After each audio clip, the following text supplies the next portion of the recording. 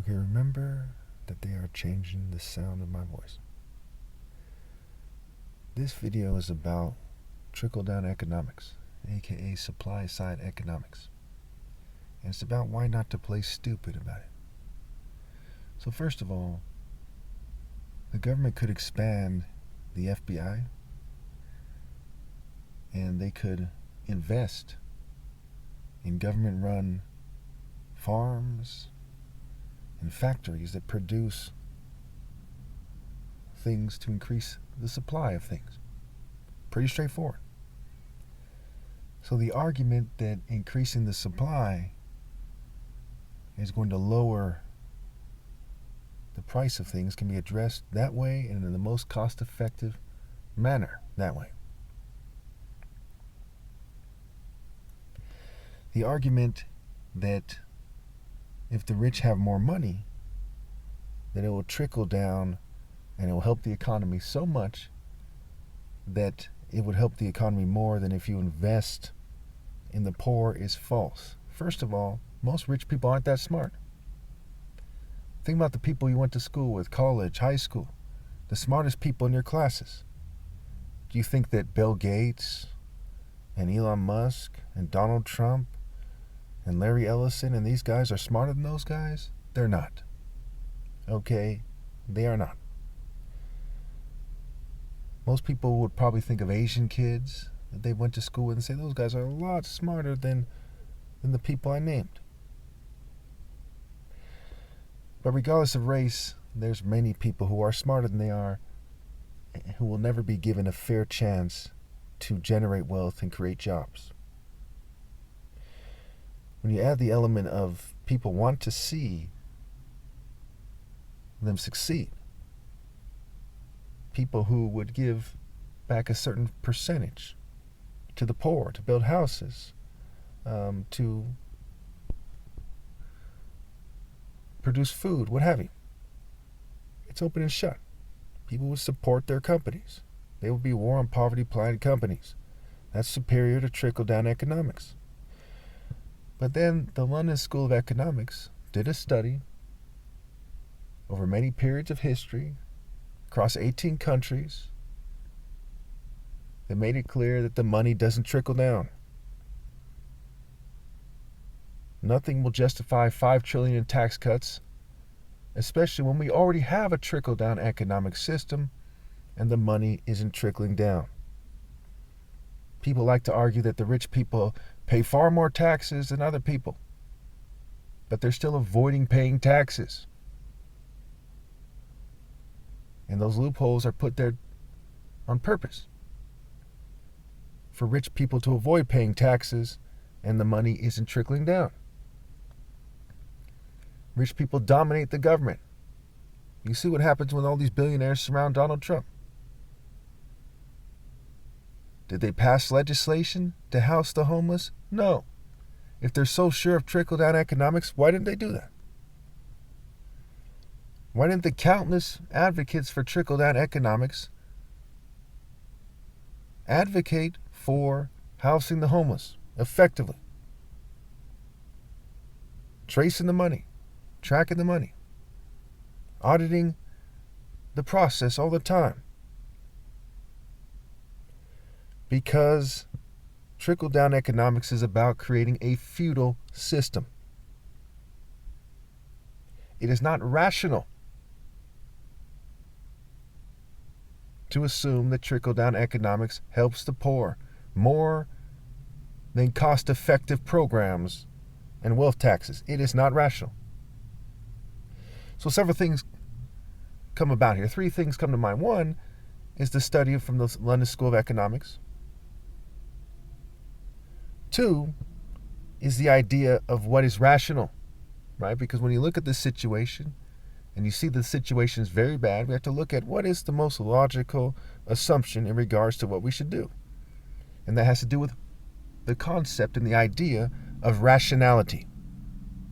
Rationality is the quality of being rational, which means being guided by reason, logic, and good judgment. It encompasses the ability to think clearly, make sound decisions, and form accurate beliefs based on evidence. based on evidence. The evidence screams that trickle-down economics doesn't work. The fact that I could go to Costco or I could go to McDonald's and buy something for how much it costs and receive that product or products at that price makes it clear to you that the government could buy things like houses and farms for how much it should cost and receive those things at the price they should receive them at and use them to house and feed the poor. It is that simple. So the argument that, hey, the government never does that correctly doesn't hold any weight. Republicans are also part of the government. And right now, the money is not trickling down. It's been almost 4 months since Donald Trump was sworn in as president. Where are the homeless plans that he promised? His promises are also the promises of the rich in general. Many of them voted for Donald Trump. When they come together, that's what happens. They do not deliver to the poor. That's what the evidence shows us. For us to be rational. For us to have the quality of rationality. We have to be guided by. We have to choose reason, logic, and good judgment. We have to think clearly, make sound decisions, and form accurate beliefs based on the evidence. Don't forget that. They're not being rational. There are 100,000 children on the streets, and they are not being rational. They're ignoring the evidence. The evidence also shows us that it takes a while to start producing crops, to buy the land, to build housing. So why didn't they start already? He promised that he was going to solve this problem. If he's arguing that he has this golden age in mind and so on and so forth, then why won't he start it immediately? Because part of trickle-down economics is tricking people into thinking that you're helping them. You have the word con in economics and the word trick and trickle, and that's not a coincidence. These people love their wordplay games.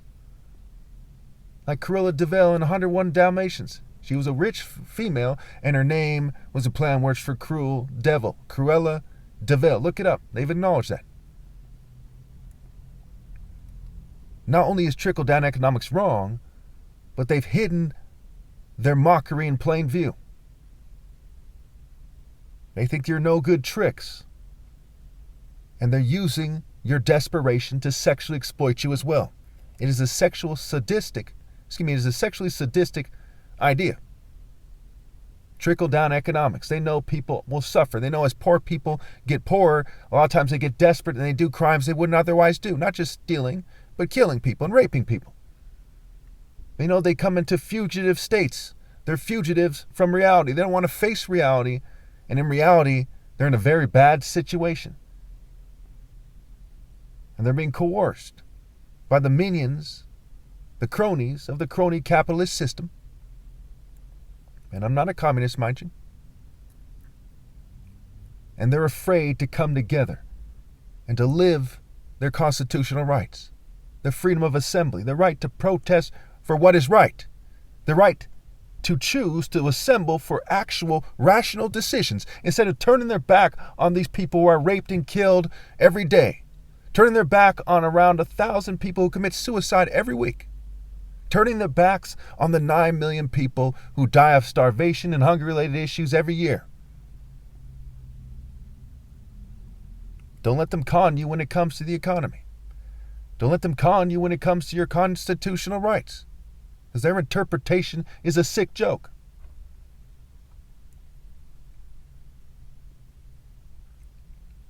Don't let Baal fool you when it comes to the Bible. So the governing class is conservative. Now why? They're not all Republican per se, but they're conservative. According to Collins' dictionary, someone who is disposed to preserve existing conditions, institutions, or to restore traditional ones is a conservative. So what were the traditional institutions of the West? We have a Club of Rome, a powerful social club, one of the most powerful, if not the most powerful social clubs in the world. social club in the world is the Club of Rome. You have a Senate. The Romans had a Senate.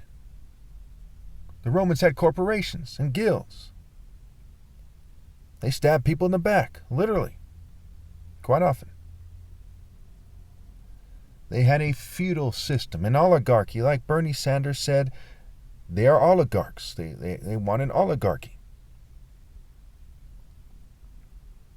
According to Merriam-Webster, conservatives want lower taxes, limited government.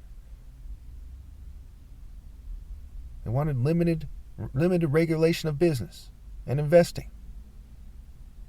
When people have amassed all kinds of blood money and they want to limit the government and the government interference, they want to rip off the poor with impunity. They want lower taxes when everyone knows the system is rigged. As they say, it's not what you know, it's who you know and who you blow.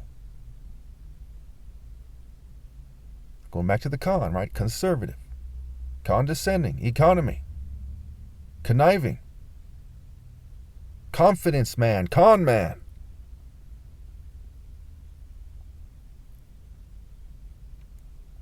They want to promote and preserve traditional institutions, customs, and values. Have people forgotten? The Irish were indentured servants, which are basically slaves. The slave trade. 50% of Greece, according to some estimates, of 50% of ancient Greece, the ancient Greeks were said to be slaves. 20 to 30% of the Romans. So what are these traditional institutions they want to restore? When you're getting paid slave wages and inflation is beating you up,